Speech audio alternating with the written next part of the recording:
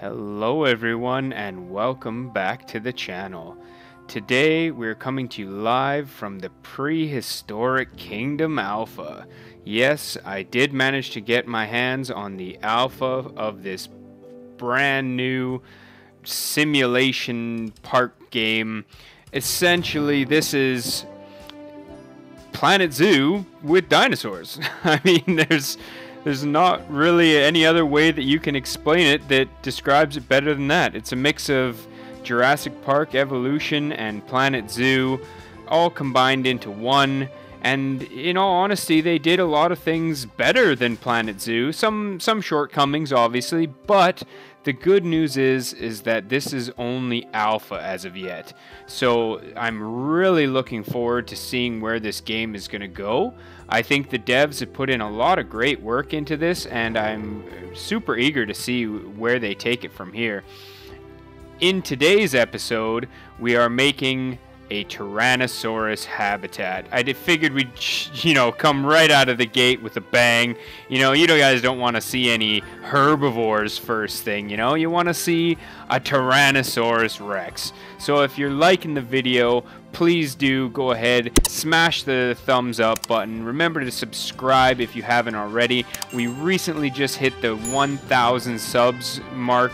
So I want to thank every one of you guys that is new to the channel, and also all the tried and true fans of the channel that have been here since day one. Without you guys, this wouldn't be possible for me, and I just love seeing you guys' comments and reactions and everything to the video. So go ahead, hit the like, tell me if you like Prehistoric Kingdom and if you want to see more of it here on the channel. Basically, there's going to be two testings, obviously the alpha and the beta testing. I believe that if you aren't in the alpha, you won't get into beta until it goes into open beta. I'm not 100% sure on how the different phases are going to work, but I know I had to essentially sponsor the game in order to get this alpha key. But some of the perks that come along with that is obviously I get to bring the content to you guys early, but also supposedly I get my name in the credits of the game or something like that, so that's pretty cool. Your boy Reckless is moving up in the world, you know what I'm saying? So technically I just bought my way in, but that's the semantics we don't need to get into. So what is the deal with Prehistoric Kingdom? Like I said, it's very much almost a carbon copy of Planet Zoo in the way that the terraforming, the painting that you're seeing going on here, the animal management from what I've seen is a little more in depth, but again, being that this is alpha, there's still a lot of stuff that isn't available and you can't really mess around with it. I think there's 5 total dinosaurs in the game as of right now, so obviously there will be more to come. I think in the preview trailer we saw something like 20 or 30 different species of animals. What you're seeing on the screen here now, though, is easily the coolest feature about this game. They allow for scalability of props. So trees, rocks, plants, all of these sort of stuff you can stretch and manipulate to whatever size, well, not whatever size, but within reason, you can manipulate them to different sizes.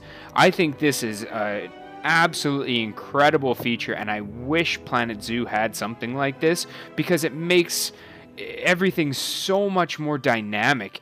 And as you can see, I'm using this to create a forest of trees that are much bigger than they would normally be able to be, and they can cover a lot more ground and everything like that. You know my style of shrinking trees into the ground to create kind of like bush effects. Like, look at the ease in which I cover this part of the ground with essentially a luscious forest, right? I mean, by taking these large trees that are big to begin with and stretching their models out, you can cover so much space with so fewer of the assets. I'm assuming that this is going to drastically cut down on lag in the game when it comes to pieces count and stuff like that, especially with foliage. I know in a lot of my earlier parks, before I upgraded my RAM and everything like that, once I started overloading an area with too many pieces, right? Obviously the game slows down, but my computer was getting super bogged down as well. So I'm interested to see as to how these assets are going to change the dynamics of the game and the performance of the game. Another cool feature that you can see here on the left side of the screen is with rocks and stuff like that, is you can actually change the texture of the rock right from the menu. So the same rock can be just click to change, as opposed to scrolling through menu after menu, such as Planet Zoo does, right? You can just change it on the fly, which I think is really cool, and it streamlines the building process quite a bit. Again, I'm not trying to crap on Planet Zoo. I mean, you know, there's certain things that they've done that are better than this game, but you know, I'm trying to give you guys a introspection into this new game, Prehistoric Kingdom, to let you know if it's something that you should pick up or not. Basically, for myself, this was a no-brainer. I mean, a zoo-type game with dinosaurs. You know, this is what Jurassic Park Evolution should have been, or Jurassic World Evolution, sorry, should have been in my eyes. But, unfortunately, they catered that game around the consoles, right? Having it be able to be released on consoles. So it had a lot of shortcomings as far as its capabilities and stuff go. So, thankfully, this game is kind of filling that gap as far as, you know, prehistoric park simulator, if you will. As far as the building pieces go, I didn't include any in this particular video, but I have messed around with them a bit, and they work really well. I mean, because of the modular type pieces, you can change the materials again from a menu. You don't have to muck about with all these different types of building material. Obviously, as the game goes further into development, they'll add more pieces as you go. It's still pretty limited as far as the building pieces go, but they have a lot of really, you know, like small beams and stuff like that. So the more creative people definitely have enough pieces to really create some magnificent stuff, and some of the community have already begun to create these extraordinary constructions using the pieces that are available, even though this is simply the alpha. One of the things that I really do like about this game over Planet Zoo, though, is the pathing system. Oh my god, is it light years better than the nightmare of Planet Zoo pathing. Anyone who has played Planet Zoo knows that I'm not being overcritical of Planet Zoo on this one. This is a problem that Frontier had since Planet Coaster, and unfortunately they just didn't change it with Planet Zoo. But the way this game does it is you basically just paint a path, right? It snaps to one another, but I'm going to have to show this off in a further video. If you guys like seeing Prehistoric Kingdom, I'll definitely show more of it here on the channel. So make sure you guys show your support to let me know if it's something you want to continue seeing on the channel here, and I'll be sure to show you guys more of it. But basically, the way the path system works is, let's say I draw a path. I can then attach another path to that at any angle, at any point. So I'm basically just drawing. Imagine you're using like Microsoft Paint and you're just drawing lines on the ground, right? With a thick marker pen, right? That's the feeling you get when drawing these paths. And again, I'll show this off in a future video, but the ease of use is just, it's so much better.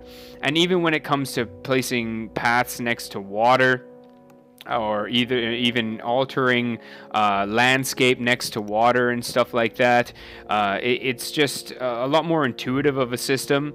And one thing that I like about the water as well, as you might have seen me when I was building this little lagoon here, is you can choose the depth of the water right as in the water placing tool. So instead of having to chisel out ground and then fill in water and see what fits and what overflows and stuff like that, you just simply choose how deep you want the water, and the water tool does the work for you. So I think that is a really brilliant improvement over the Planet Zoo system. I'm sure you guys have seen me struggle in the past where I'm trying to place water and there's like one little lip that the water will spill out of, right? The water essentially fills a space in Planet Zoo, whereas here it acts as like a paintable object, or like a paintable brush, if you will.